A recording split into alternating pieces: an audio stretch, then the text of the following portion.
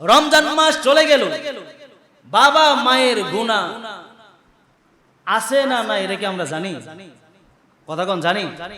দাদা দাদি মারা গেছে, বাবা মা মারা গেছে, নানা নানি মারা গেছে, শ্বশুর শাশুড়ি মারা গেছে, কে কি গুনাহ নিয়ে মারা গেছে এটা কি আমরা জানি?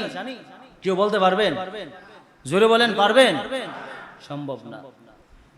কিন্তু তারা কিন্তু যারা কবর দেশে চলে গেছে, নাতি বলেন, সন্তান বলেন, ছেলে বলেন, মেয়ে বলেন, ভাই বলেন, বাবা বলেন, যারাই কবর দেশে চলে গেছে তারা আমাদের দিকে তাকায় আছে, আরে আমার বাবা আমার জন্য একটু দোয়া করবে, সে দোয়ার বরকতে আল্লাহ আমাকে জান্নাত দিবে, আমার ছেলে আমার জন্য একটু দোয়া করবে, বাবা আইসা আইসা ফেরত যায়, নেকি পায় না। কারণ আমাদের মতো এমন হতভাগা সন্তান আছে যারা নাকি পুরো রোজার মাসে একদিনও বাবা মায়ের জন্য 1 মিনিট সময় নিয়ে দোয়াটাও করতে পারছি না। এমন আছে না নাই? দাদা দাদির জন্য 1 মিনিট দোয়াও করতে পারি না। হযরত হাসান বসরি রহমাতুল্লাহ আলাইহি যুগ বিখ্যাত একজন বুজুর্গ, তিনি তিনার এক কিতাবের মধ্যে লেখেন যে এক মহিলা দোয়ার দ্বারাও মানুষের ভাগ্য পরিবর্তন হয়, দোয়ার দ্বারা বাবা মায়ের কবরের আযাব মাফ হয়, দোয়ার দ্বারা নানা নানির কবরের আযাব মাফ হয়, দোয়ার দ্বারা ছেলে সন্তানের কবরের আযাব মাফ হয়, দোয়ার দ্বারা ভাই বোনের কবরের আযাব মাফ হয়। কিভাবে হয় উদাহরণ দিই। হাসান বসরি রহমাতুল্লাহ আলাইহি তিনি তার এক কিতাবে লিখলেন যে এক মহিলা তিনার কাছে আসছে, আয়েশা বলতেছেন, ওগো হাসান বসরি, আমার মেয়েটা গতকালকে মারা গেছে, কিন্তু আমার মেয়ে কবরের মধ্যে কি অবস্থায় আছে আমি বলতে পারি, কিন্তু আমার মা, আমি তো মা, আমার মনটা বড় কাঁদে যে আমার সন্তানটা কেমন আছে সেটা একটু জানতে। সুবহানাল্লাহ। হাসান বসরি রহমাতুল্লাহ আলাইহি মনে মনে চিন্তা করলেন, এই মহিলা যখন জানতে চাইলো তার কন্যাটা কি হালাতে আছে তার একটু বলে দেই। একটা আমল আপনাদেরকে আজকে বলে দেই, যে আমল করলে আপনিও জানতে পারবেন আপনার বাবা মায়ের কবরের মধ্যে কে কি অবস্থার মধ্যে আছে, আপনার ছেলে মেয়ে কোন অবস্থায় কবরে আছে, আপনার সন্তানাদি কোন অবস্থায় কবরের মধ্যে আছে, আপনার দাদা দাদি কে কোন অবস্থায় আছে, সে আমলের কথাটা আমি আপনাদেরকে বলে দেই। হাসান বসরি রহমাতুল্লাহ আলাইহি মহিলাকে আমল শেখায়া দিলেন।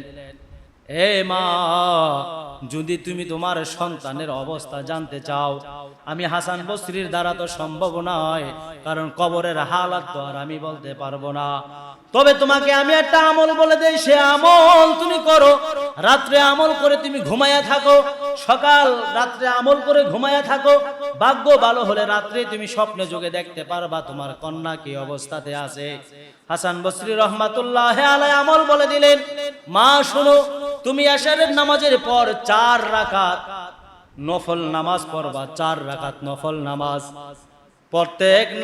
প্রত্যেক রাকাতের মধ্যে সূরা ফাতিহার পরে প্রত্যেক রাকাতে সূরা তাকাসুর পড়বা, আলহাকুমুত তাকাসুর হাত্তা যুরতুমুল মাকাবির, কাল্লা সাউফা তা'লামুনা সুম্মা কাল্লা সাউফা তা'লামুন, কাল্লা লাউ তা'লামুনা ইলমাল ইয়াকিন লাতারাবুন্নাল জাহিমা সুম্মা লাতারাবুন্নাহা আইনাল ইয়াকিন সুম্মা লাতুসআলুন্না ইয়াওমা ইযিন আনিন নাঈম।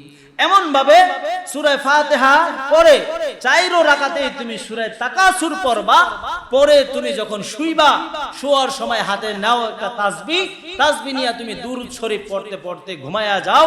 আল্লাহ পাক রব্বুল আলামিন সেই রাত্রিতেই তোমার বাবা মা, তোমার দাদা দাদি, তোমার নানা নানি, তোমার ছেলে সন্তান কবরের মধ্যে কে কি অবস্থায় আছে সেটা দেখতে পারবা। সুবহানাল্লাহ। মহিলা রাত্রের বেলা এশারের নামাজের পরে যাইয়া আমল করলেন, 4 রাকাত নফল নামাজ পড়লেন, সূরা তাকাসুর দিয়া 4 রাকাত নফল নামাজ পড়ে যতক্ষণ সজাগ ছিল, আল্লাহুম্মা সাল্লি আলা মুহাম্মদ, আল্লাহুম্মা সাল্লি আলা মুহাম্মদ, অথবা সাল্লাল্লাহু আলাইহি ওয়াসাল্লাম, সাল্লাল্লাহু আলাইহি ওয়াসাল্লাম, অথবা পুরাপুরি দুরুদে ইব্রাহিম, এরকম ভাবে পড়তে পড়তে তিনি ঘুমায়া পড়লেন। সেই রাত্রিতেই ঘুমানোর পরে তিনি দেখতে পারলেন তার মেয়েটা কবরের আযাবের মধ্যে, জাহান্নামের আগুনের মধ্যে পুড়তেছে। মা এই আশ্চর্য ঘটনা দেখা মায়ের অন্তর তো কম্পন শুরু হয়ে গেছে, মা কান্নাকাটি শুরু করে দিছে। ফজরের নামাজের পরে মা দৌড়ায় আবার হাসান বসরির কাছে আসছে। হাসান বসরির কাছে আয়েশা বলতেছেন, রে মা, এত সকালবেলা তুমি কেন আসলা, কেন আসলা? হাসান বসরি রহমাতুল্লাহি আলাইহি যখন জিজ্ঞাসা করলেন, মহিলা বলতেছেন, হুজুর আপনি আমাকে আমল শিখাইলেন, আমল শেখানোর পরে আমি আমল করলাম।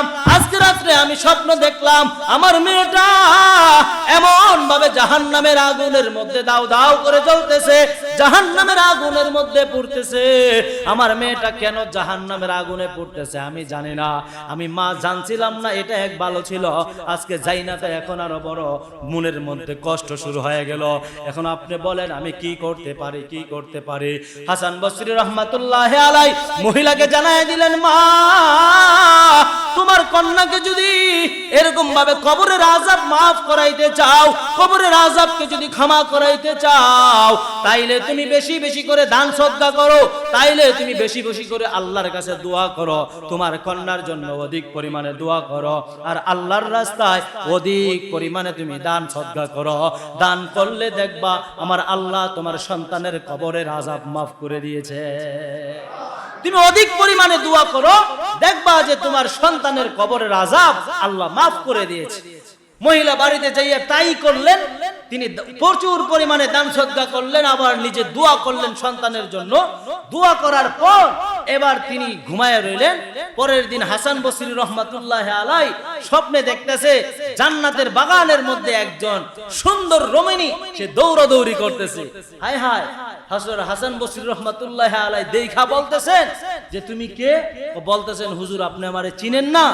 না, তো গতকালকে আমার মা আপনার কাছে গিয়েছিল, আমি জাহান্নামের আগুনে ছিলাম, তো আজকে তুমি জান্নাতে। তো আমার মা আমার জন্য যথেষ্ট পরিমাণ দান সদকা দুনিয়ার জমিনে করেছে, আমার মা আমার জন্য যথেষ্ট পরিমাণ চোখের পানি ফালায়া ফালায়া আমার মালিকের কাছে দোয়া করেছে। তো শুধু আমার কবরের আযাব মাফ হয়েছে তা নয়, আমি যেই কবরে আছি এই কবরের মধ্যে 70,000 মুর্দা আছে, আল্লাহ তাআলা সমস্ত মুর্দাকে আমার মায়ের দোয়ার বরকতে ক্ষমা করে দিয়েছেন। সুবহানাল্লাহ।